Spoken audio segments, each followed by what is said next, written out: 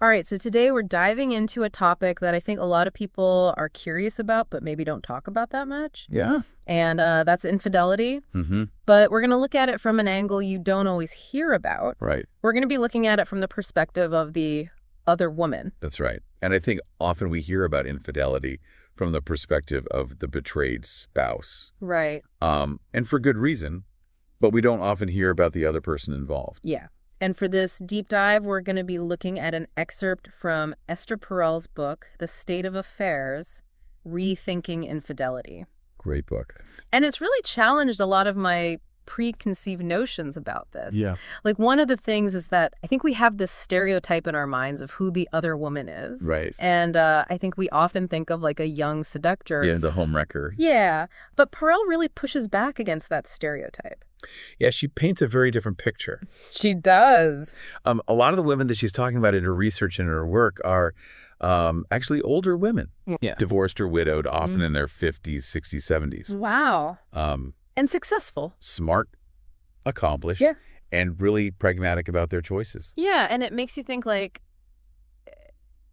there's this almost expectation that women of a certain age are, past that. Yeah. Past wanting, Desire. Yeah. Yeah, like it should just go away or something. Right, or you should be content with Okay. your married or, peacefully single, but Yeah.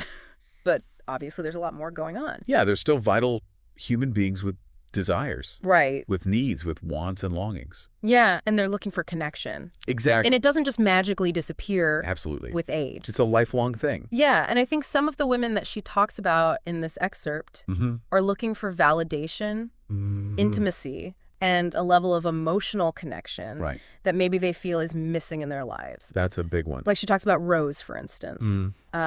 Rose had a mother who had a sexless and unhappy marriage. Right.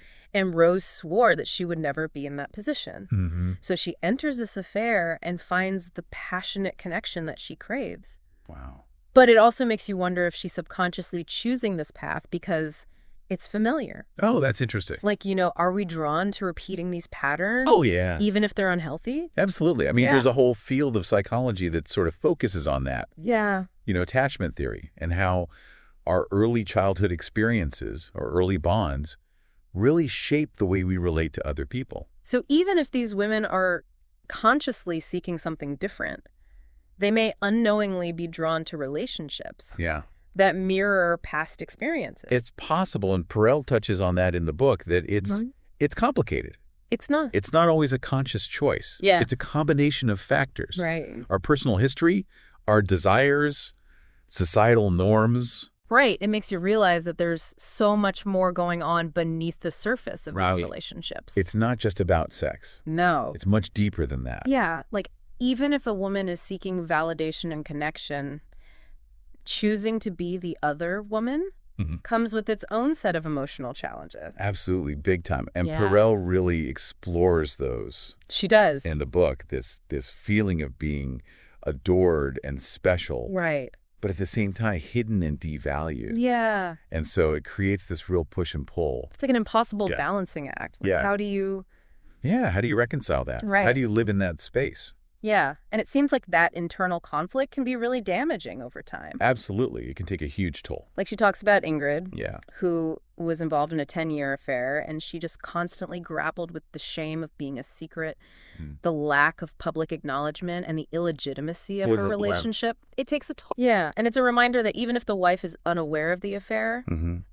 the impact on the family unit is there. Oh, absolutely. There's that web of secrecy and deception that can be incredibly hurtful. Right. And I think that's where the ethical considerations really come in. Yeah. It's easy to get caught up in the emotional complexities of it, Right. but we can't ignore the potential for harm. Right. And she really dives into those justifications and rationalizations that allow these affairs to continue. Mm-hmm. Like she talks about Andrea the architect, who Yeah. talks about her mental allocation of resources. Wow. Like she was weighing what she got from the relationship Right. against what the wife got Wow. and trying to find some kind of balance to justify her role. It's fascinating. Yeah. It's fascinating and unsettling at the same time. Right. And you wonder, are these justifications ultimately just a way to protect our egos? Yeah. Or are they a way of minimizing the harm that we might be causing? Yeah. Or are we fooling ourselves Right. to make ourselves feel better? And are these women truly aware of the potential consequences? Right. Or are they blinded by their own needs and desires? Yeah, I think that's a question that Pearl really grapples with throughout the book. She does. And it's not about condoning the infidelity, but it's about trying to understand it. Right. To acknowledge that there are these complex motivations at play.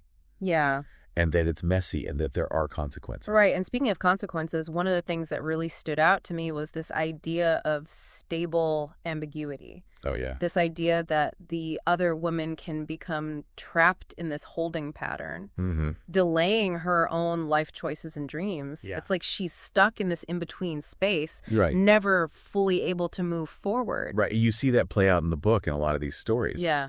These women are torn between the comfort and familiarity of the affair Right. and the yearning for something more. Yeah. For a real relationship, for an authentic relationship. Yeah. And that's a painful crossroads to be at. Yeah. And it makes me think about the long-term impact Yeah. these affairs can have, not just on the individuals involved, Right.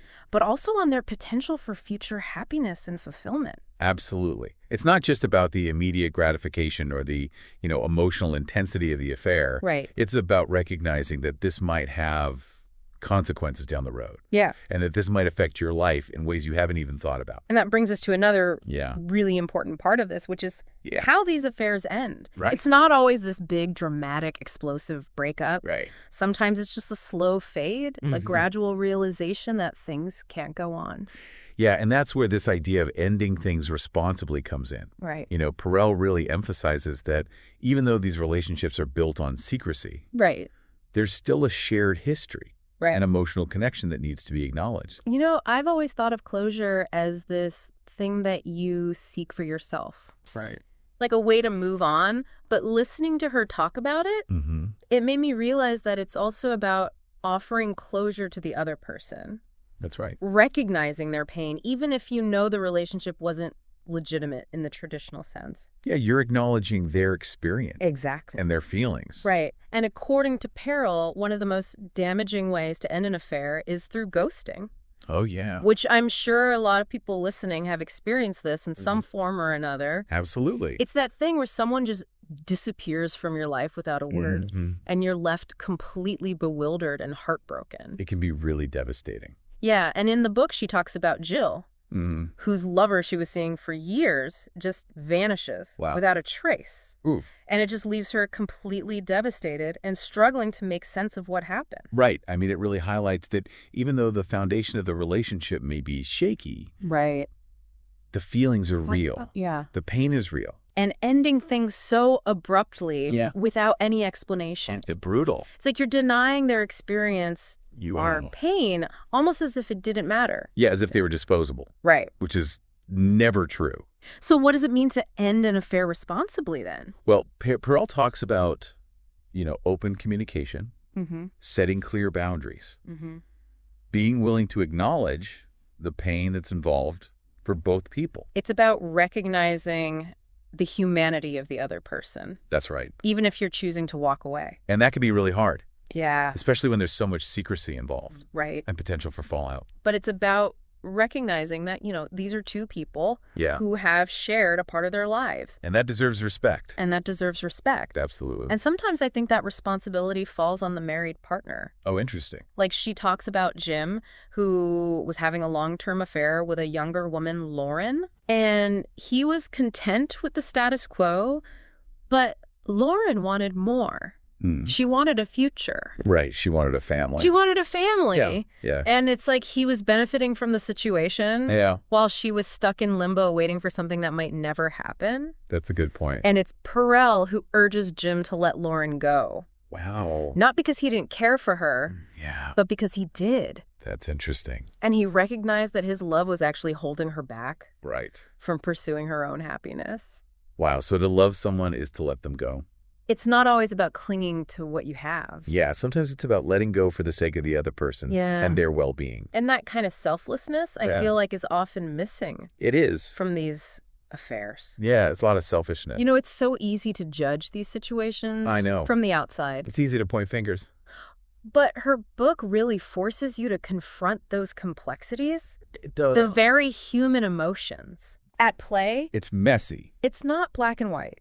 It's not. It's really not. And I think one of the biggest takeaways from Perel's work is that we have to approach this with empathy and understanding. Yes. It's not about condoning it or justifying it. Right. But it's about trying to see it from multiple perspectives. Absolutely. Because at the end of the day, these are real people They are. with real feelings making choices. Based on their own experience. And based on their own circumstances and experiences. Oh, it's like their own needs. And their own needs. And by understanding those motivations, those underlying needs and desires, I think that's where we can start to have more honest and compassionate conversations. Absolutely. About infidelity and its impact. It's not about judging. Yeah. It's about understanding. And speaking of understanding, I think it's important to remember that this book isn't just about the other woman. Right. It's about gaining a more complete picture. Exactly. Of infidelity. The whole phenomenon. By exploring her perspective, we gain valuable insight into the dynamics of these affairs, right? The unspoken motivations that drive them, and the ripple effects they have. The consequences. The consequences on everyone involved. Yeah, it's not just a private matter. Right. It affects so many people. It affects so many people. You know, it's not just a betrayal. Yeah, it's like a symptom of something else going on. Of deeper issues. Right. Like there's a crack in the foundation. Absolutely. And all these vulnerabilities are coming out. Yeah, and these unmet needs. Yeah. And so it's not really about condoning it or justifying it. Right. It's more about approaching it with empathy. With understanding. With understanding and trying to see the bigger picture. Like what's really going on here. Exactly. And I think, you know, to see the humanity in everyone involved. All the players. Right, and the complexities of love and desire. Yeah, and just how messy human relationships can be. Yeah. It's not always pretty, and it's not always simple. And I think, you know, Perel's work is so brilliant because it really challenges our preconceived notions. It does. And forces us to confront these uncomfortable truths that often surround infidelity. And to have these conversations that we need to be having. They do. And not just in therapy rooms. Right. But, you know, in our families, with our friends. Yeah, and our culture as a whole. Yeah, we need to be talking about this stuff. So what does all this mean for you, the listener? What are you taking away from this? What stood out to you about the other woman's perspective? Did it make you question any of your assumptions about infidelity? Did you learn anything new? You know, did it make you see these relationships in a new light? Yeah, I think it's fascinating how just shifting our perspective a little bit can really change things. Can change things and make us question things that we thought we knew. Yeah. And I think that's really the beauty of Esther Perel's work. I think so too. You know, she makes us think, she makes us question. She encourages us to delve deeper into relationships. To be more open. To be more open-minded. And I think ultimately to approach these sensitive topics with more empathy. With more empathy and understanding. Yeah. So if you're interested in learning more about this, we highly recommend checking out her book, The State of Affairs. It's a great read. It is. It's so thought-provoking and insightful. It really is. And I think it offers a lot of food for thought for all of us. Yeah, even if you've never experienced infidelity personally, it just gives you a different lens. It does. Through which to view relationships. Yeah. And to understand human nature a little bit better. Because ultimately, understanding the dynamics of infidelity from all angles can lead to a more compassionate and insightful view of ourselves. Of each other. Our relationships. And the world. And the world around us. Thanks for joining us.